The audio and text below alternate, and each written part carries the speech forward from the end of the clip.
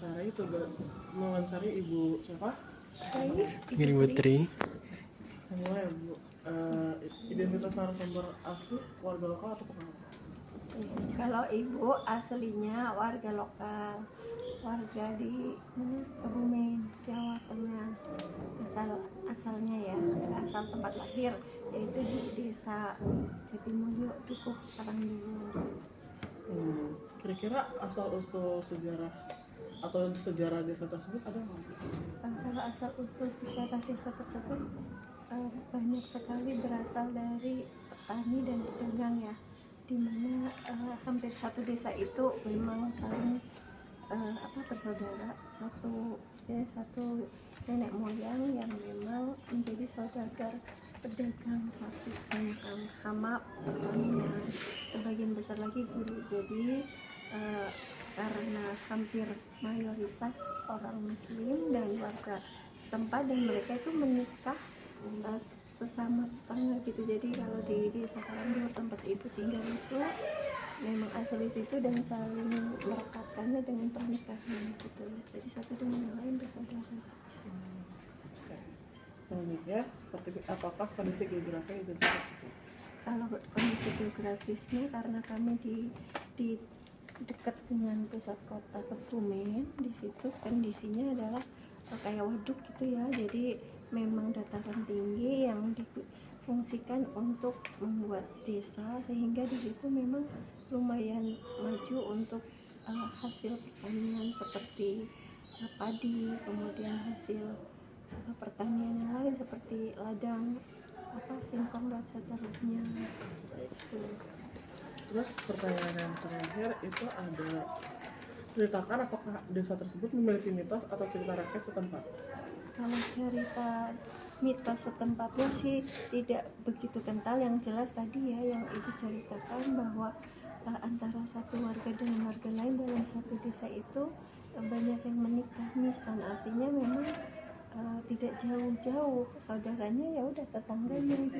Jadi menikah karena faktor tetangga gitu ya. Jadi aslinya tidak banyak pendatang dari desa lain gitu, sehingga kerukunan sih guyup rukun. Cuman memang ada beberapa kendala seperti yang kamu tanyakan.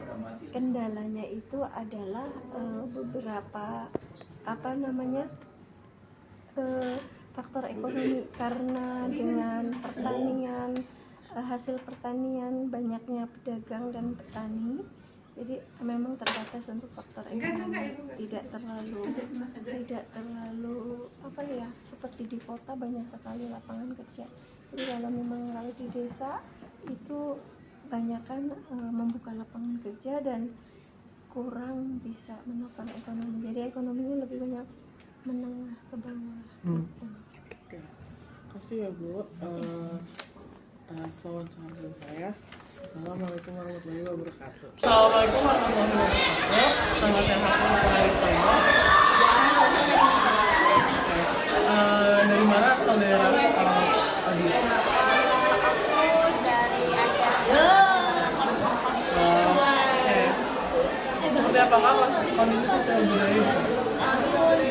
Menurut aku kerjasama antara warga itu sangat kuat, karena kalau misalnya satu warga kesalahan pasti semua orang di sekitar mereka saling mengingatkan. Terus kondisi peraturan desa-desa ini gimana? Menurut aku peraturan ya kayak biasa Aceh, mungkin juga pejabat perempuan Islam, aurat tidak dibuka sembarangan. Kalau kondisi adat istiadat itu gimana? Istiadat menurut aku ya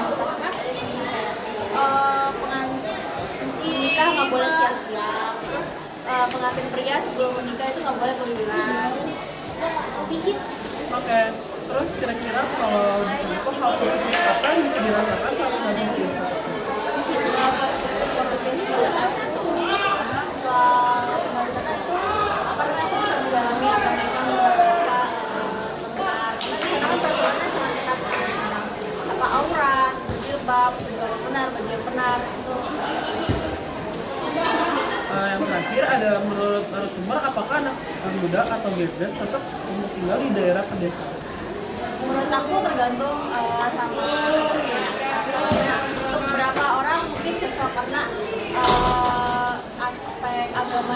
bisnya sangat kuat. Tapi untuk beberapa anak yang misalnya lebih suka berjalan buka, pendek, itu mereka kurang cocok. Makasih ya Dira atas solusinya. Assalamualaikum warahmatullahi wabarakatuh. Assalamualaikum warahmatullahi wabarakatuh. Nama saya Satria Bumuriata dari kelas 12 saya di sini ingin menanyakan identitas desa. Nah, saya narasumber. Nama saya Pangeran Aksa Bayu. Oke Pangeran, untuk pertanyaan pertama itu dari mana asal daerah Pangeran? Sebenarnya saya dari Tangerang, tapi saya punya pengalaman di daerah Gunung Kidul, karena kampung halaman orang tua saya. Oke. Lalu apa asal usul desa Narasumber? Ya, asal usul daerah. Kalau yang saya tahu daerah saya itu berasal dari dasar laut ya, karena dulu terbukan lempeng Australia sama Indo tuh gunung, jadi nanti Gunung Kidul tuh naik ke atas, prosesnya gitu, seperti itu. Lalu seperti apa sih kondisi sosial budayanya? Lalu peraturan desa dan adat istiadatnya? Kalau yang pertama sih sosial budayanya sih ya masih kekeluargaan sih ya, tapi kayak masih sering gotong royong, masih sering ada acara-acara kayak antar desa gitu. Itu apa? Lalu yang peraturan desanya? Kalau peraturan desanya nggak seketat yang lainnya sih, ya masih sama aja kayak desa umumnya, Masih nyantai. nyantai. Lalu yang terakhir itu adat istiadatnya. Kalau adat istiadat itu masih kayak Malkam Surot, kayak bukit-bukit gitu. Assalamualaikum warahmatullahi wabarakatuh. Saya Satria Bumurianto dengan di sini narasumbernya. Jadi dari mana asal daerah dari ini? Dari Pemalang. Lalu seperti apakah kondisi geografis desa tersebut? Dia dataran tinggi karena kan dekat pegunungan, terus banyak pepohonan dan perairan juga. Kendala atau kesulitan apa yang ada di desa tersebut? Kendalanya biasanya sih itu ya kendaraan umum. Ya, langannya pergi tuh. Langannya pergi nih. Tambah satu apa sinyalnya. Sinyal. Oke. Assalamualaikum warahmatullahi wabarakatuh. Selamat siang Wifa dan teman-teman. Jadi di sini saya dari Dewan ini mewawancarai narasumber saya yang bernama. Nama saya Muhammad Rizky. Jadi saya akan menanyakan beberapa pertanyaan kepada Rizky Maman. Yang pertama, dari mana sih asal daerah kamu? Saya dari Jawa Tengah, Kota Pemalang, Desa Surajaya. Terus apa sih asal usul desa kamu atau sejarah di sini? Jadi kalau saya tahu dari orang tua itu asal usul desanya itu saya tidak tahu pasti, cuma asal usul nama Pemalang itu katanya dari hutan yang banyak alam-alamnya, jadi namanya Pemalang. Yang juga, gimana sih kondisi desa kamu dari segi sosial budaya? Kalau sosial budaya masih baik ya, masih pada begitu. Assalamualaikum warahmatullahi wabarakatuh. Perkenalkan, nama saya Daina Mumtaz dari kelas 12 Di sini saya akan mewawancarai narasumber saya yang bernama. Saya Yusuf Kusnegar dari kelas 12. Jadi, apakah kondisi geografis desa kamu? Kondisi geografis dari desa Lemban kalau saya kembali itu setahu saya ada di sebelah barat daya daripada Jawa Tengah, dan sekitar 2 km daripada desa itu adalah Gunung Mas. Jadi saya Kelima, kendala atau kesulitan apa yang ada di desa kamu? kendala yang paling saya tidak suka itu mungkin bagi rumah kampung saya sendiri, pompa airnya itu harus dibidik sendiri, makanya menurut saya cukup begitu. Keenam, hal positif apa yang bisa kamu rasakan saat tinggal di desa?